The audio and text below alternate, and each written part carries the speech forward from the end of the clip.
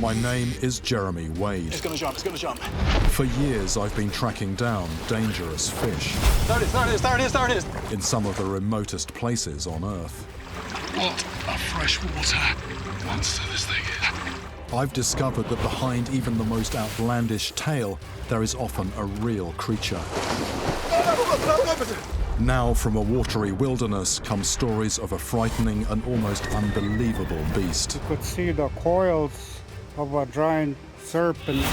It had the intention to eat him. But what is this sinister animal, and is it really attacking people? It's time to find the truth about Canada's mysterious lake monster.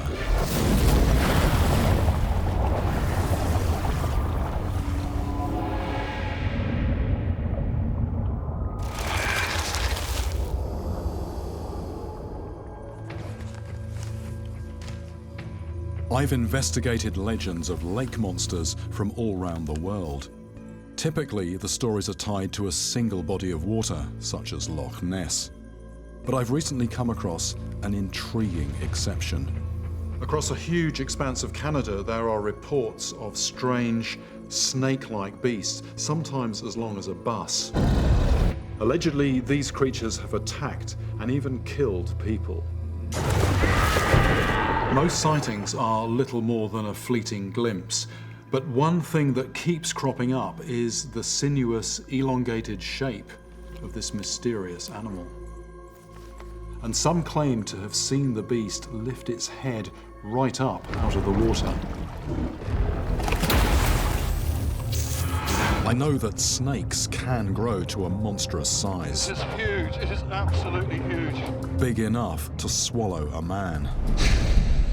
In the Amazon, I've met people who say they've seen a cobra grande, a snake even bigger than an anaconda. This sounds more than just a big anaconda. This was a huge animal. I mean, immense size, great big head, and this thing was black, red, and yellow. However, to get seriously big, reptiles require a warm climate. I find it hard to believe that a snake the size of an anaconda could survive in Canada's subarctic waters. But if it's not a snake, then what on earth is this lurking menace? Many of the stories are coming from the Canadian province of Ontario. But I'm heading first to neighboring Minnesota to check out a possible lead at the Minneapolis Science Museum.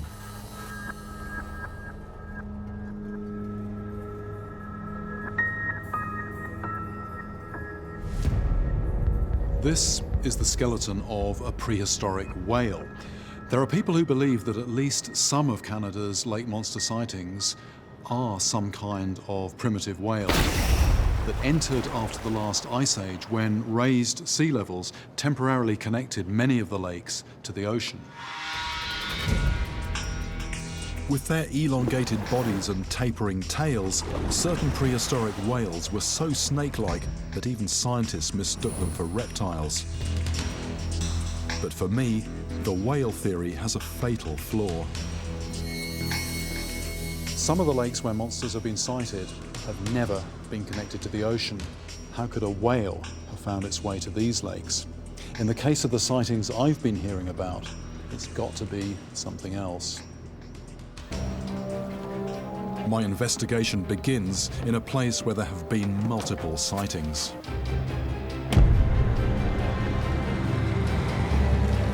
Eagle Lake lies deep in Canada's wilderness. The best way to get there is by air.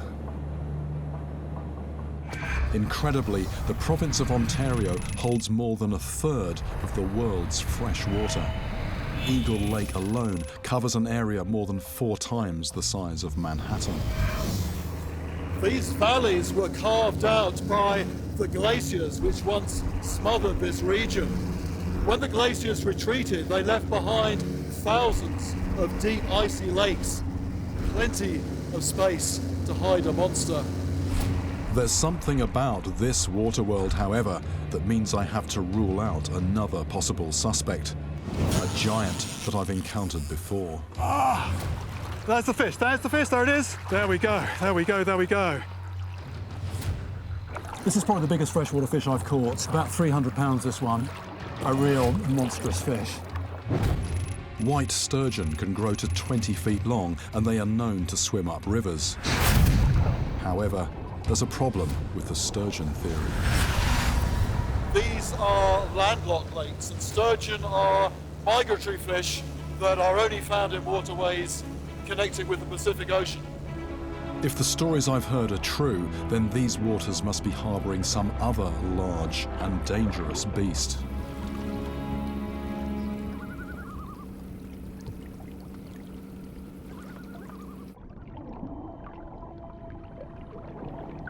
This place really does have quite a mysterious feel to it. We tend to think of lakes as large, open expanses of water, but this lake is anything but. And we've now entered this creek that is just winding away as far as I can see, and this connects to another open area, and it's very easy here to lose your sense of direction. You know, it's a bit of a maze, a bit of a labyrinth.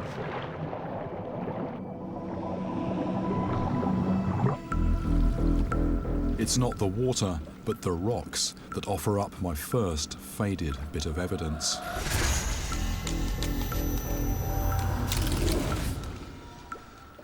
Just come across these rock paintings on this cliff face. This one here, clearly a person holding what looks like a spear in one hand. There's what looks like a turtle here. And I'm guessing these are pretty old. These images could be thousands of years old, and among them there's one that catches my eye. This one here, well, you know, it's open to interpretation, but it doesn't take a lot of imagination to see that as something snake-like. Maybe that is the water serpent. It may just be coincidence, but I'm eager to track down the descendants of whoever drew this symbol. Perhaps they'll be able to add some crucial details.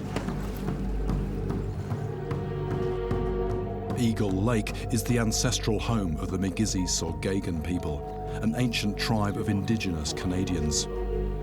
They still live here in a small settlement on the northeastern shore.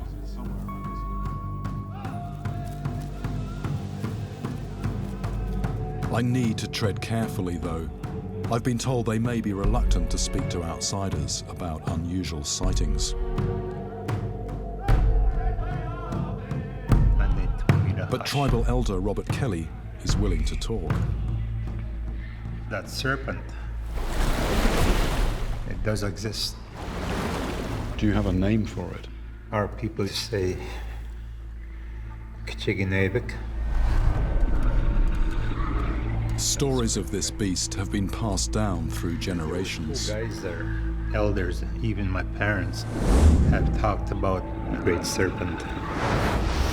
People talked about something surfacing from the water and then go back down slowly. Do people say anything else about the way that it looks? Is there any details at all? The ones that they have seen in the water were dark, almost black. It sounds a bit like a supersized eel, but anything that's as big as people are saying is going to need a good supply of food. I'm curious to start finding out what's actually living in this deep, cold lake.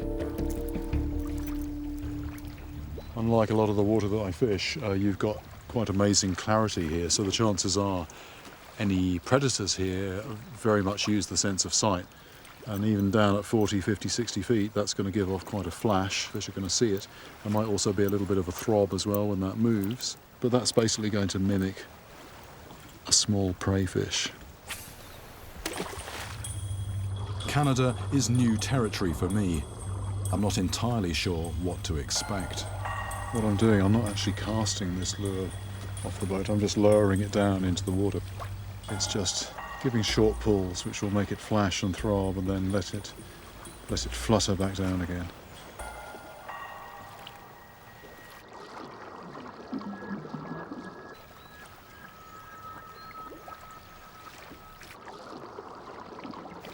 I'm using a little bit of gadgetry to help me see what's in the water. There are solid lines above the bottom, which is some kind of fish. but until I get it on the hook, I don't know what it is.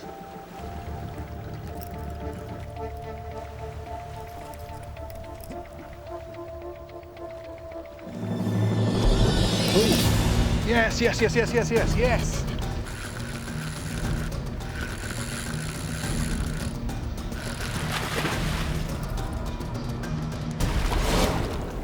Oh yes. Ah! Well, this is a lake trout, a predator in its own right. It took a spoon that was mimicking a small fish, so that's a big predator's mouth, full of teeth. But it's the lake trout's exceptionally high fat content that interests me. It wouldn't take many of these smaller predators to sustain a monster. And as I continue to fish, the lake trout keep biting.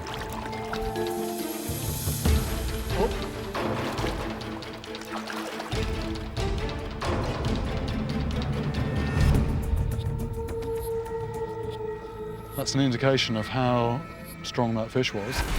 That's metal that it's semi-straightened. Very, very strong fish for their size. In this clear, open water, there's nowhere to hide. To escape from its enemies, a fish like this needs to be fast.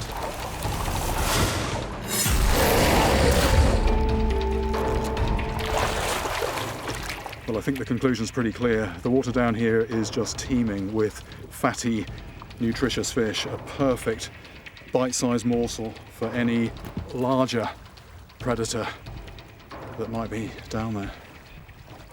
Clearly, there's lots of space here for a monster and plenty to eat. But to start working towards a positive ID, I want to meet one of the few people on this lake who claim to have actually seen the beast with their own eyes. When I eventually track him down, though, Leonard Skye seems wary of saying too much. Like, I mean, when we see something, we don't really go and broadcast it all over the place. You'd be deemed a lunatic if you do. It takes a while for Leonard to come round and tell me about his strange encounter. We were going across the lake in a boat with my clients. One of the fishermen then spots something odd in the water. I looked at it. I said, that can't be. It was big. Like an overturned boat, about 20 feet or so. So we went in to investigate it, and that thing sank. And then we turned on our sonar, and there was nothing there. It just disappeared. Leonard has spent decades on this lake, but what he saw that day was unlike anything he'd seen before. To him, it was Kachiganabik, the Eagle Lake serpent. To me, it's totally perplexing. So whereabouts on the lake did you see this? Right in front, way over there, where the sun is shining on the far horizon, called Spirit Rock. For the Magizzi-Sorgagan people, Spirit Rock is a sacred place. People are not supposed to point towards the rock. Is that because people respect the place? I respect for the spirit that's there. It's said the spirit can be placated with an offering of tobacco. But even so, anyone who goes near the rock does so at their own risk. If it really is the lair of a large unknown creature, then I intend to find out. Predators will often stake out the deep water alongside a drop-off, so islands can be ideal ambush spots. I'm wondering if Leonard's monster vanished into a cave, but this isn't something I can find out with a rod and line. I'm reckoning my best chance of seeing what's down there is actually getting in the water myself, but I have to say I'm more than a little daunted because The visibility is actually not that great, and if there is something down there, I'm not going to see it until I'm pretty much on top of it. In winter, this lake is entombed in a foot of ice. But even in the summer, getting in the water is a bone-chilling experience.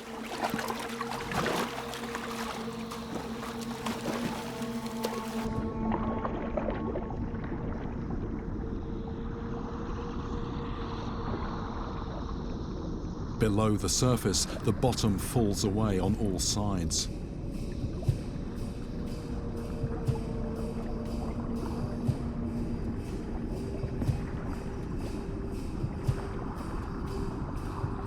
But there are no obvious cracks or hiding places, and the entire area seems eerily devoid of life.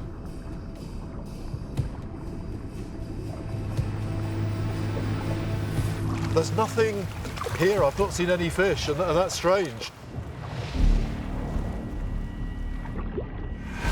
I've drawn a blank at Spirit Rock, but I'm not giving up. Back on land, I hear about someone who was recently attacked on this very lake, right next to the shore. Perhaps this could be the work of the mysterious lake serpent. If so, then bite marks left on the victim could help solve this mystery.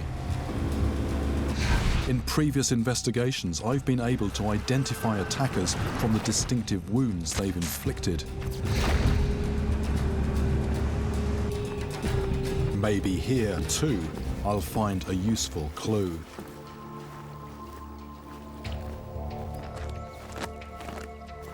Eager to get more details, I tracked down a man named Gord Bastable, a witness to the attack. What exactly was it that happened in the water down here? Well, we had a bunch of kids down in camp here. They were out in the water down on the beach. They were just horsing around like kids do. One of them is 11-year-old Billy Berlinski. He's standing in very shallow water when, without warning, something slams into his leg. Something grabbed him and tried to pull him under. Fortunately, he was in shallow water, so he could pull himself off and get to shore. But really, if it had been in deep water, it could have been a whole different story. The boy isn't here now, but Gord has a photograph of Billy's wound, taken just minutes after he was mauled. It looks like someone's taken a pointed knife and just gone round and done a semicircle. The crescent-shaped bite is rather like that of a shark, and bull sharks are known to live in fresh water. But no bull shark could ever reach this landlocked lake, let alone survive its icy temperatures. Has anything like this ever happened before? Never. I've been on the lake here for 35 years, and this was a first. There was a lot of commotion, which is very odd to attract any kind of fish. So, what do you think did this? Well, there's only one fish that has the confidence to actually pull that off, and that would be a musky. A musky? There are several muskies hanging around in the creek area and the beach area that week. The musky, or muskellunge, is a truly formidable beast. Fast and extremely fierce, this supersized pike sits at the very top of this aquatic food chain. Muskies are known to reach a hefty 70 pounds and can target a wide range of prey. Fish, muskrats, and even ducks are all fair game. But in over 30 years of investigating freshwater attacks, I've never heard of a muskie sinking its teeth into a human. Until now.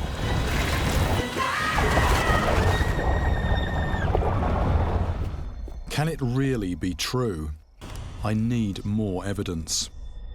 A bit of digging soon turns up another, even bloodier account of a muskie attack. There was a couple out canoeing. The girlfriend was paddling. and the guy had his feet dangling over the front of the canoe. All of a sudden, something come up and grabbed his foot.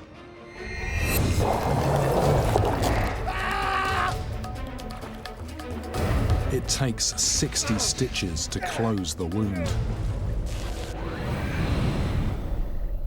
So muskies can be far more aggressive than I realized.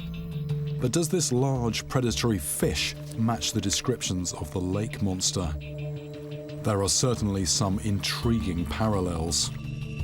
For a start, the musky has an elongated and somewhat reptilian appearance. More tellingly perhaps, its range correlates very closely with lake serpent sightings. And finally, the musky has been observed lifting its head above the water in a very unfish-like way.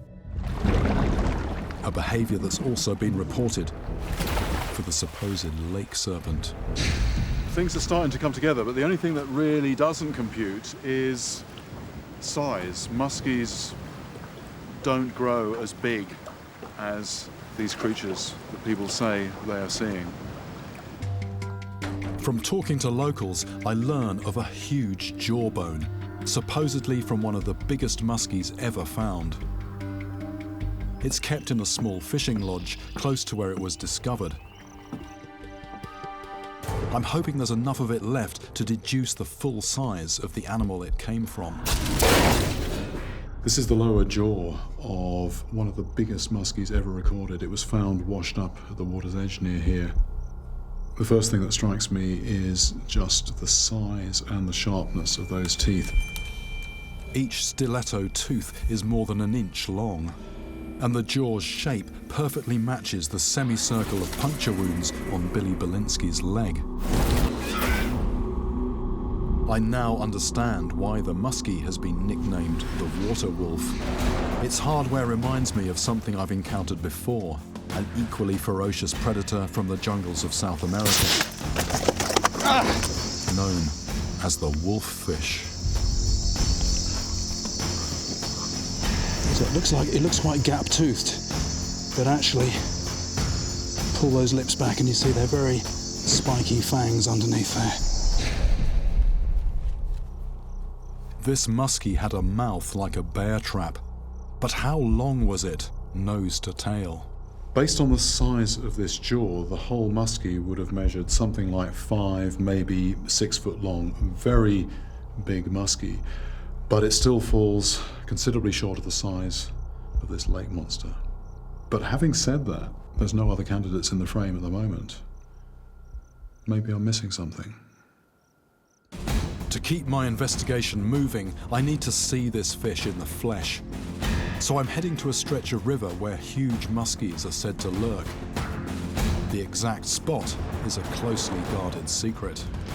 The only name I've been given for the place where I'm going is Location X.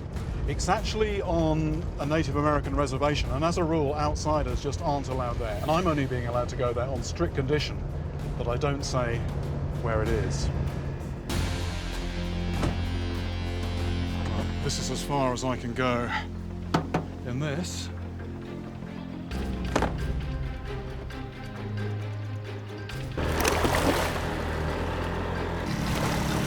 From here on in, my guide is taking me off the grid.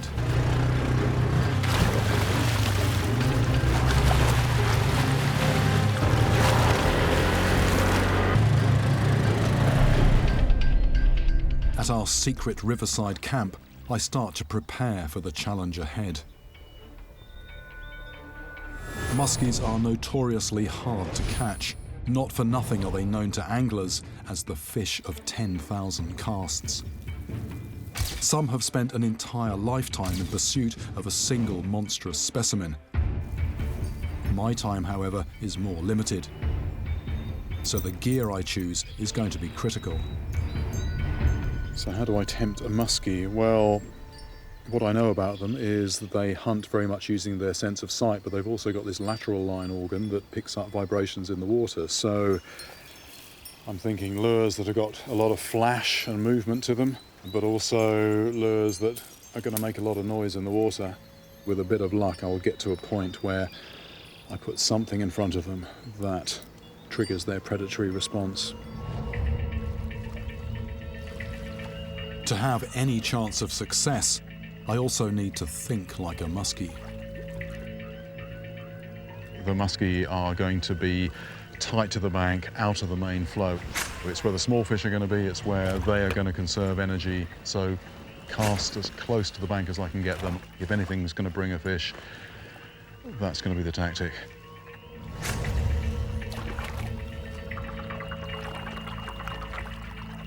Most fish would be scared off by the noise of lures like this. But muskies are fearless predators that are just as likely to investigate a disturbance in the water.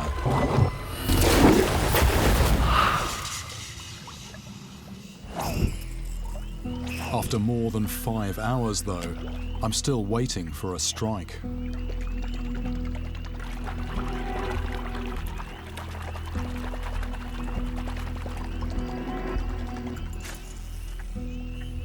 This is absolutely perfect time of day for predators to be on the prowl, but I've not felt anything on the line, but I have felt every cast the throbbing of the lures, and I can be pretty certain that the fish down there have felt that as well.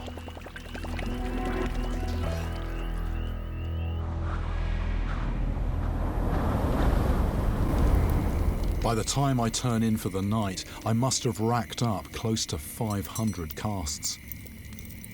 I'm learning the hard way that the muskie is an extremely wily opponent.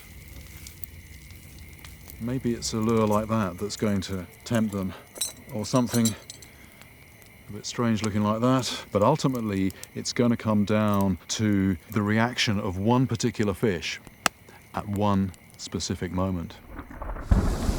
Only now, there's an unexpected problem. A huge storm funnels straight through my camp. And by morning, my worst fears are confirmed. The banks here are formed of soft brown clay, and the runoff has turned the river into a muddy soup.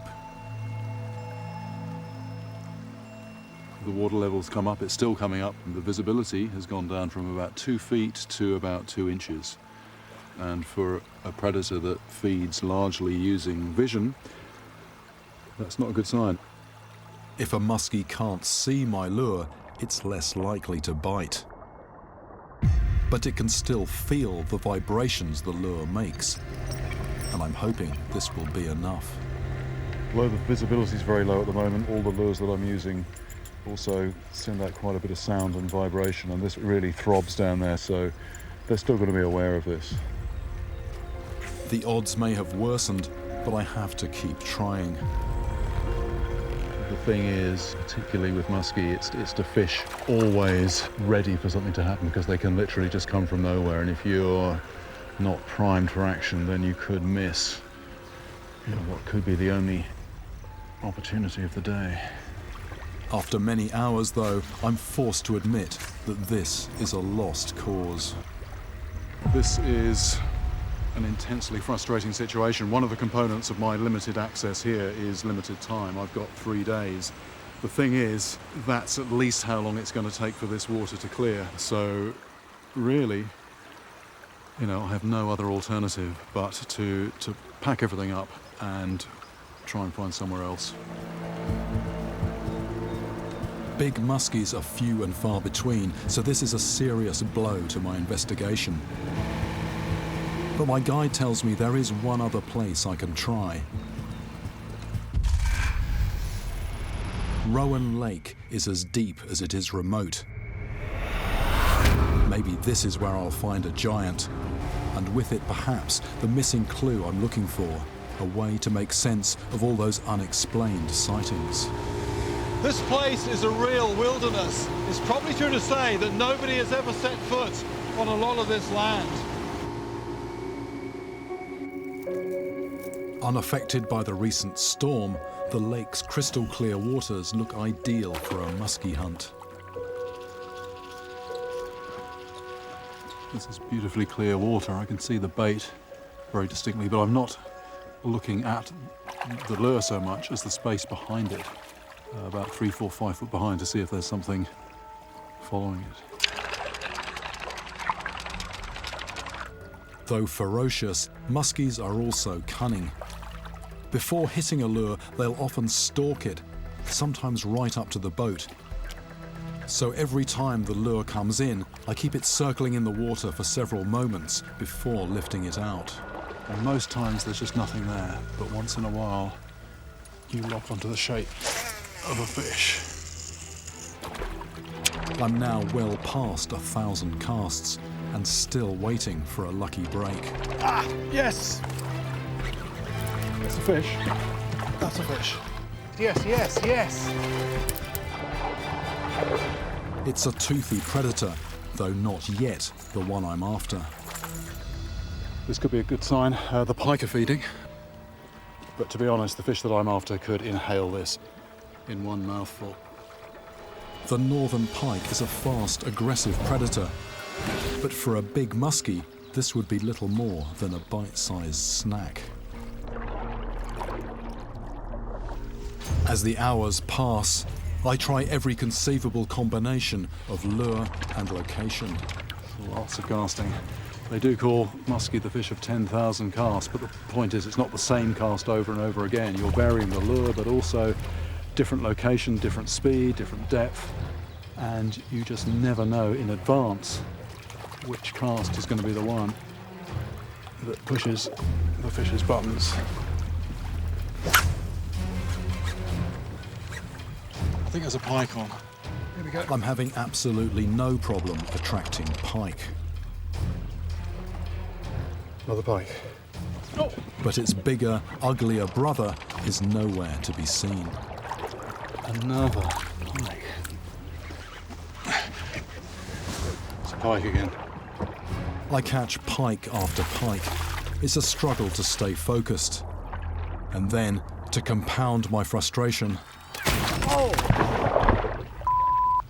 I'm impaled by my own hook. I'll just take it. Yeah, all right, good.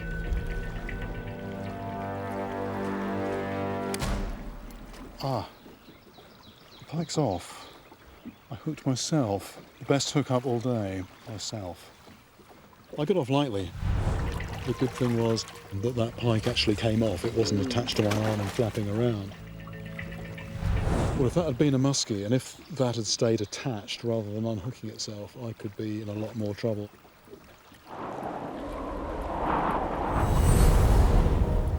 With the weather closing in, something different grabs my bait. Look at this, look at this, look at this. This greedy fish has bitten off far more than it can chew. Right, so the bass are hungry. It's probably about the same length as the lure altogether. The bass seems to think it can eat something as long as itself. That's the bait. That's what went after it. Even the small fish here are punching above their weight. But the predator at the top of the food chain, the muskie, continues to elude me. Once again, bad weather puts an end to my fishing. I think we saw a bit of lightning just then, so not good to be out on a big expanse of water waving a carbon fibre pole. With this new setback, I can't help feeling that the gods are against me. Next morning, I take time out to talk to my guide, Don Persh. He spent a lifetime hunting the muskies in this lake. There's just really no other freshwater fish like these fish. All of a sudden, there they are, and you have to be in the game all the time. Then he tells me a first-hand fisherman's tale, a story that could be highly significant. It was a bright sunny day, and here was this big brown line coming in. I thought I was looking at 10 foot of muskie coming after my bait, and it was 250 inchers nose to tail coming at the same time. They were in a straight line coming like a train. So what it was two muskies following each other, one behind the other, sort of total length, something like 10 foot. Yes, sir. Could this be the missing piece of the puzzle? It's very interesting what Don said about the behaviour of these fish, and I'm particularly intrigued by that story of one muskie following close behind another, because Although one muskie is not really big enough to be the lake monster, perhaps what people are seeing is more than one individual swimming in formation, creating the illusion of a much bigger creature. During spawning, muskies are known to swim very close to one another, sometimes with their backs and tails breaking the surface. What if the 20-foot Canadian lake monster was not one muskie, but a small group of them swimming in loose formation? The muskie is the best candidate I can find for the sightings of a giant serpent in these waters. It has the attitude, the shape, the hardware, and the unusual head-lifting behavior to match. And this new information ticks the final box: size.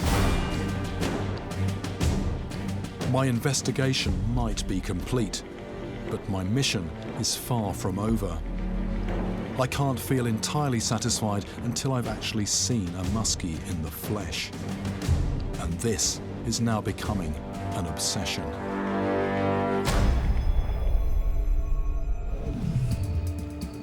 For 5 more days, I fish around the clock.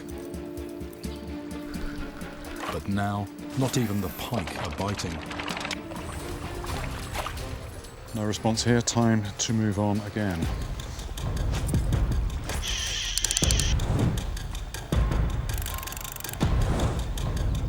Something on there. Yeah.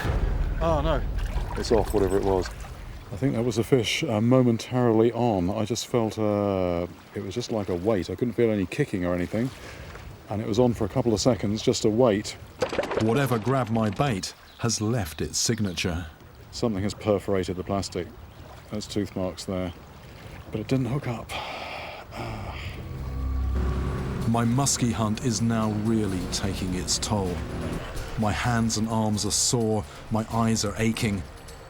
And most disturbing of all, I can feel my confidence ebbing away. I knew that it was going to be hard, so I was prepared for lots of effort, for no reward or even sort of glimpse of a fish. But apparently this is, even for musky fishing, this is slow, this is difficult.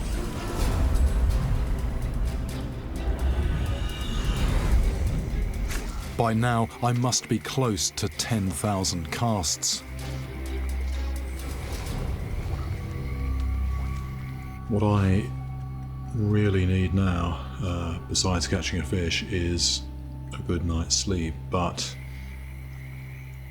I find that I close my eyes and I'm expecting the shape of a fish to slide into view at any moment. I'm just sitting here all twitchy, tired, but at the same time strangely awake.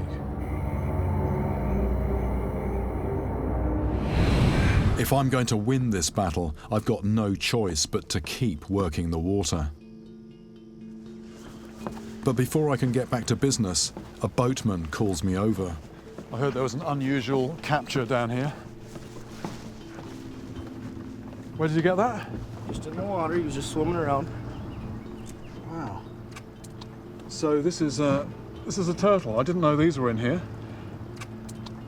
Being a turtle, that means it's an air breather, so it will come to the surface from time to time. But when they rise up, they tend to just dimple the surface and go straight down. So I don't think this is responsible for any lake monster sightings. But if you were sitting on this dock, dangling your feet over the side, this could give you a pretty nasty bite on your toes. I'm gradually ticking off the predators that live here. If only it was as easy to get my hands on a muskie. Okay, time to go fishing.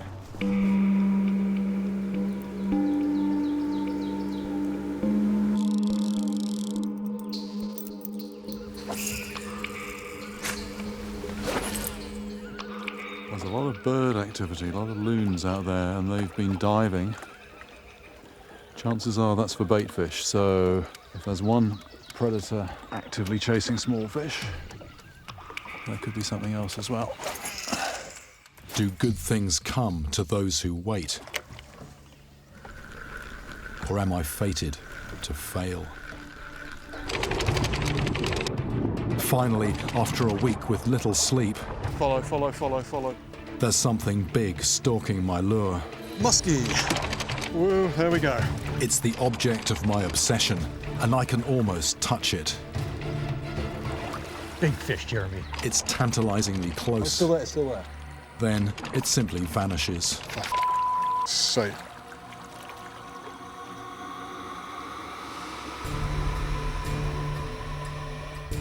I've never experienced anything like this before.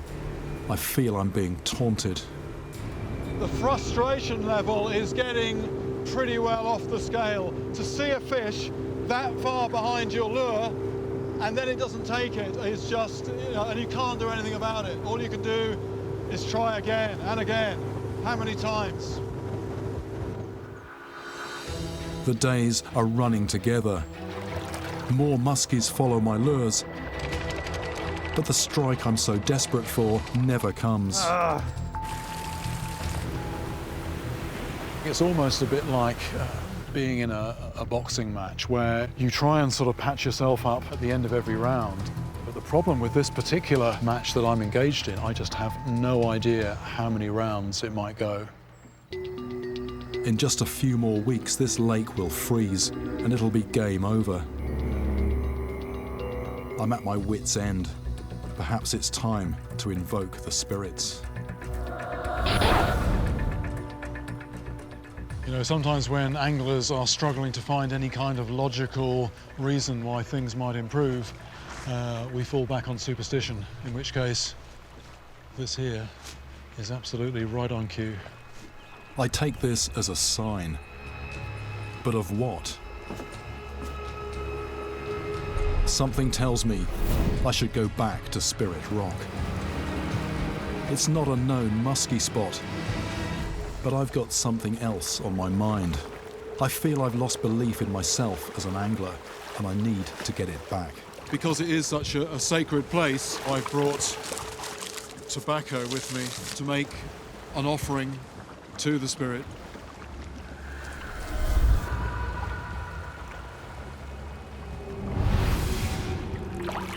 I need to clear my head and regain my confidence. I just need to catch a fish. Anything will do. So I'm going right back to basics. A thin line, a lightweight rod, and a small hook. The thing about musky fishing is that it utterly consumes you, and at the same time you just get these intense levels of frustration. And I've got to the point where I'm actually fishing somewhat mechanically. I'm casting, and I've lost that expectation. I've lost that belief that I'm going to get something. I just want to feel anything. I don't care what it is, something alive on the end of my line to get that belief back. Even a small lake trout would do the trick. I'm keeping the bait within a couple of feet of the bottom, so I'm just giving it a little bit of life by just raising it a couple of foot or so off the bottom and letting it sink down again.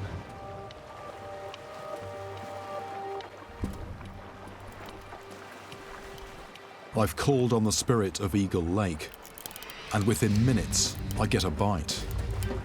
I just hooked something. That's a fish.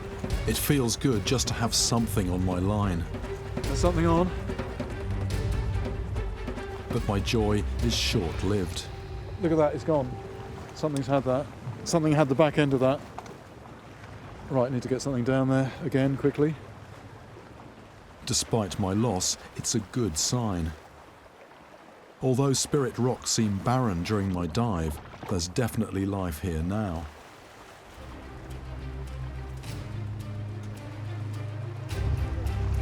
Oh, yes, that's a fish. At last, I'm back in the game. I'm worried about the line. This is an incredibly weak line. But my rod is buckling under the strain. This is no lake trout. My prayers have been answered. I've hooked a muskie. It's a massive muskie on 6-pound line. We're never going to get this in. I'm just going to let that drag go very loose. My line just has to touch a rock, a tooth, or even the gill plate, and it'll snap. We're going to try and get it near the boat. No, it's going down again. Nice little fish. Oh, she's huge. Keep her head down. That's a huge fish. All my hopes are hanging on the slenderest of threads.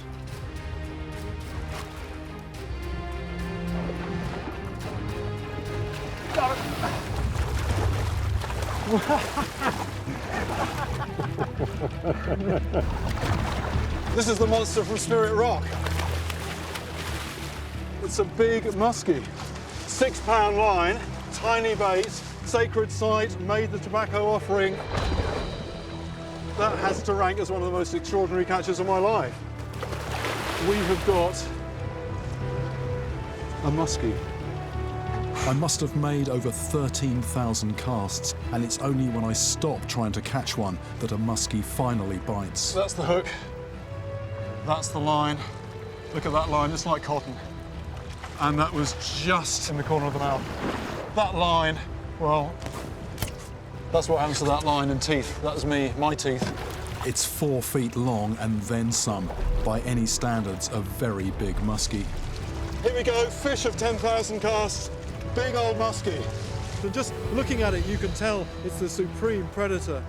It just has this attitude problem. It's the absolute top predator of these waters, and it knows it. This fish is a very impressive beast. Back in the water.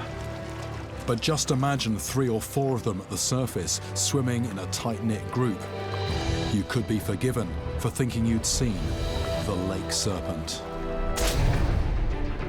My search for a musky has pushed me to the edge of madness in a way that no fish has ever done before.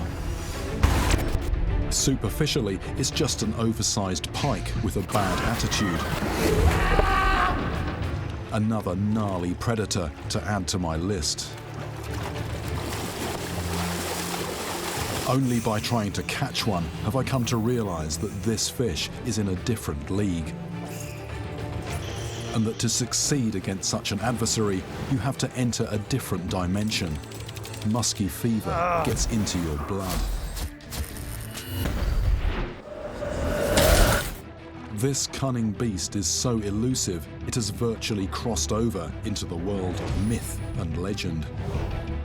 So how fitting that my quest has ended here, at a place believed to be a portal to another realm.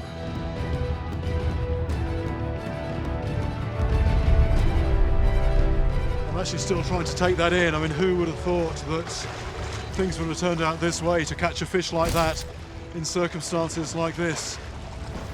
They did say that this rock was the home of a monster. Turns out they were absolutely right. We are seeing if we can get the sharks interested in herring. We're not using hooks though, we're just clipping them on.